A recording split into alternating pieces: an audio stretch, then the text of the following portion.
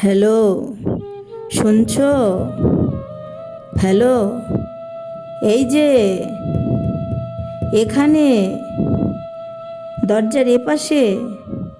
হ্যাঁ, আমি আমি করানার ছিলাম। কে আমি? চিনতে পারছো না? অন্ধকার। আমি আমি সুবর্ণ।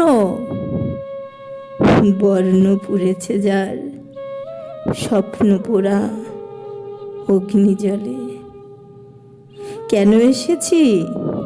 না, তেমন কিছু না, একটু চায়ের তেষ্টা পেয়েছি। এক কাপ চা হবে? এত রাতে কেন?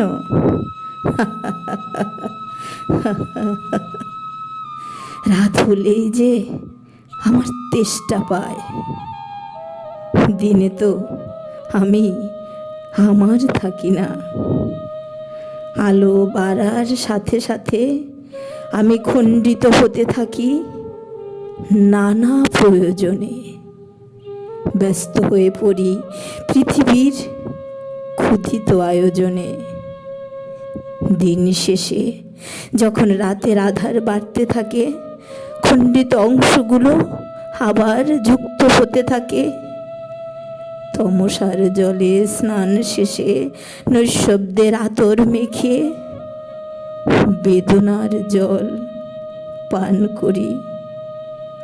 অতঃপর রাতের দ্বিতীয় প্রহরে অখণ্ড আমি মুখোমুখি হই এই আমার। দেখি কার কোনো আয়োজনে আমি নেই। কোথাও আমার হয়ে কেউ নেই। তখন আমার বড্ড চায়ের তেষ্টা পায়। মনে পড়ে যায় অনেক দিন তোমার হাতের চা খাওয়া হয় না। অনেক দিন তোমার দেখা পাই না। অনেক দিন তোমাকে পাই না। অনেক দিন ভালোবাসা হয় না। এসব ভাবতে ভাবতে তেষ্টা আরো বেড়ে যায়। বেসামাল হয়ে ঘরহীন আমি ঘর ছেড়ে বেরিয়ে পড়ি।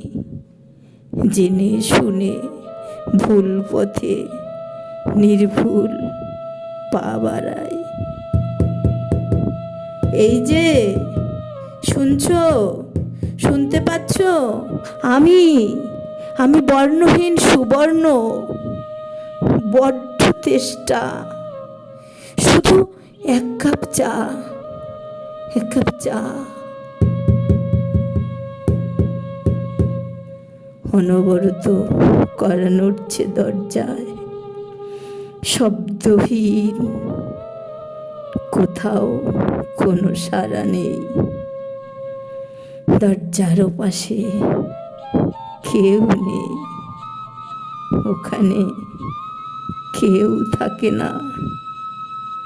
ওখানে কখনো কেউ ছিল না।